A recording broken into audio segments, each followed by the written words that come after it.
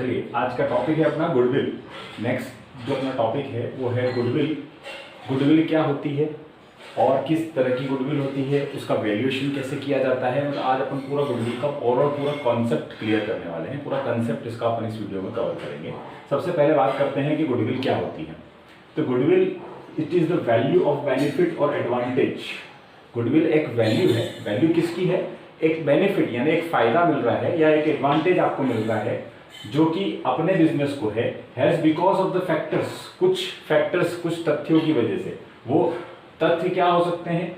उस बिजनेस का लोकेशन, मान लो आपका जो बिजनेस का प्रीमाइसेस है या आपके बिजनेस की जो लोकेशन है वो बहुत ही एकदम पॉश लोकेशन है, मेन मार्केट में आपका बिजनेस है, तो वो संभावना क्या ज़्यादा है कि आपका बिजनेस ज़्यादा चलेगा।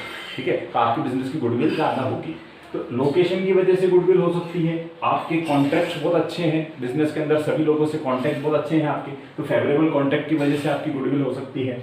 Access to supplies, raw material procure करना या जो रॉ मटेरियल्स होता है या जो परचेज ऑफ गुड्स होता है वो आप इजीली ले सकते हो, आपको कोई डिफिकल्टी नहीं आनी थी सप्लायर्स को एक्सेस करने में, तो वो भी एक रीज़न हो सकता है गुडविल का। कस्टमर्स आपके बहुत अच्छे हैं, कस्टमर्स आपके प्रति बहुत ईमानदार हैं, जिसको बोलते हैं कस्टमर्स लॉयल्टी।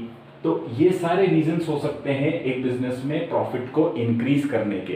तो जो बिजनेस अच्छा प्रॉफिट कमाता है उसकी गुडविल क्या होती है? ऑटोमेटिकली अच्छी होती जाती है। तो ये कुछ रीजंस हो सकते हैं जिनकी वजह से गुडविल एक अच्छी होती है बिजनेस की। तो सबसे पहले बात जो करते हैं, गुडविल का मतलब एक फायदा, एक एडवांटेज आपको मिलता है, आपके बिजनेस को मिलता है, जो बहुत से रीजंस की वजह से हो सकता है, जिससे आपकी प्रॉफिट कमाने की कैपेसिटी बहुत इंक्रीज हो जाती है। तो वो आपके लिए गुडविल कहलाती है। ठीक है, सपोज अगर मैं बिजनेस कर रहा हूँ, मैं 10 सालों से बिजनेस कर रहा हूँ, मैंने बहुत अच्छा बिजनेस किया, तो क्या होगा? मेरा बिजनेस का मार्केट में नाम जम गया, सब लोग मुझे जानते हैं, सप्लायर्स मुझे जानते हैं, कस्टमर्स भी मेरे पे भरोसा करते हैं, तो मेरा गुडविल मार्केट में बहुत अच्छा होगा।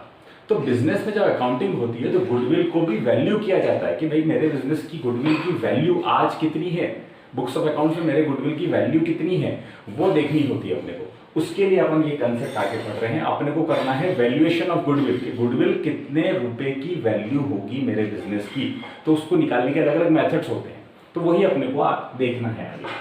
सबसे पहले तो गुडविल का मीनिंग अपन ने देख लिया। अब एक होती है परचेज्ड गुडविल और एक होती है self generated goodwill. Purchase goodwill मतलब अगर आप कोई जमा जमाया बिजनेस खरीद लेते हो, तो जब जमा जमाया बिजनेस खरीदते हो आप, तो आपको जो पैसा देते हो उसमें कुछ पैसा गुडविल का भी होता है, उनके नाम का भी वो लोग पैसा लेते हैं, क्योंकि वो आपको पूरा एस्टेब्लिश्ड बिजनेस दे रहे हैं, सारी मेहनत उनने करी है, वो आपको जमा जमाया बिजनेस आपको दे रहे हैं, तो वो परचेज्ड गुडविल कहलाएगी। It means goodwill for which consideration has been paid, जिसके लिए आपने कुछ कंसिडरेशन का पेमेंट किया है, तो वो गुडविल क्या कहलाएगी? परचेज गुडविल कहलाएगी। और सेल्फ जनरेटेड गुडविल क्या होगी? जैसे मान लो मैंने बिजनेस स्टार्ट किया, 10 सालों तक मैंने बहुत दिन रात मेहनत करी और मैंने अपने बिजनेस का नाम जमाया, तो मैंने ये गुडविल खुद जनरेट करी है, that is called self generated goodwill, goodwill that has been generated by the business. ठीक है, अब आगे अपन इसके कुछ वैल्यूएशन क्यों करते हैं, क्या रीजंस होते हैं, उनको पढ़ते हैं। चलिए देखते हैं need for valuation of goodwill. Goodwill को वैल्यूएशन क्यों किया जाता है पार्टनरशिप के अंदर? ठीक है, उसकी नीड क्या होती है, क्या जरूरत होती है पार्टनरशिप में, ऐसा क्या रीजंस होते हैं जब गुडविल का वैल्यूएशन करने की जरूरत पड़ती है।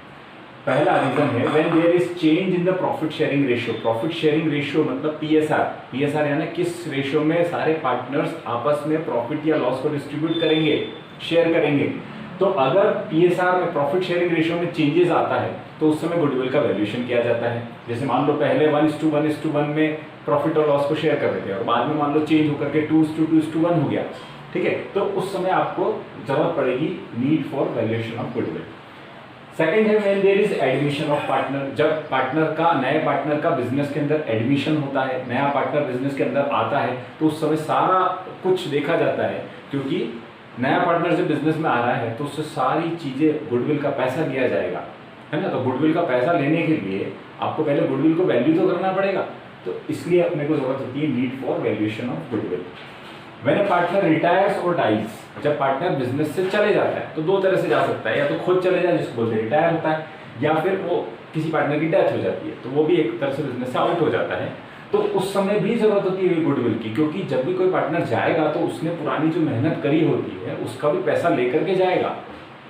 जब कोई आता है बिजनेस में, एडमिट होता है, एडमिशन होता है, तो फर्म उससे गुडविल का पैसा लेती है, वो पुराने पार्टनर्स उससे गुडविल का पैसा लेते हैं। तो जब पार्टनर जाएगा, रिटायर होगा, तो वो भी अपने गुडविल में जितना शेयर बनता है वो लेकर के जाता है। तो उस समय भी अपने को वैल्यूएशन ऑफ गुडविल की जरूरत पड़ती है, चाहे रिटायरमेंट हो चाहे डेथ हो। When partnership firm is sold as a going concern, going concern का मतलब एक चलती हुई फर्म, एक रनिंग फर्म यूं के यूं बिक जाती है किसी और को, तो जिसको बेचते हैं उससे पैसा लिया जाता है गुडविल का भी। तो गुडविल का पैसा लेने के लिए गुडविल की वैल्यूएशन निकालनी पड़ती है, तो उस समय भी इसकी जरूरत पड़ती है। When two firms amalgamate, amalgamate का मतलब होता है दो कंपनी एक साथ मिल जाती है, जैसे ए है और एक बी है, तो दोनों कंपनीज एक साथ मर्ज हो जाती है, तो उसको बोलते हैं अमलगमेशन। तो अमलगमेशन जब होता है तब भी कंपनी जो है वो बंद होकर के नई कंपनी बनती है, या फिर दो कंपनी मिल करके एक नई कंपनी बनती है। तो उस समय पुरानी जो कंपनीज है जो बिक रही है या जो अमलगमेट हो रही है उनकी गुडविल का वैल्यूएशन किया जाता है। ठीक है, अब अपन आगे देखते हैं इसके मेथड्स क्या क्या हो सकते हैं, गुडविल को कैलकुलेट कैसे किया जाएगा, उसके मेथड्स कौन कौन से हैं, ये अपने को देखना है।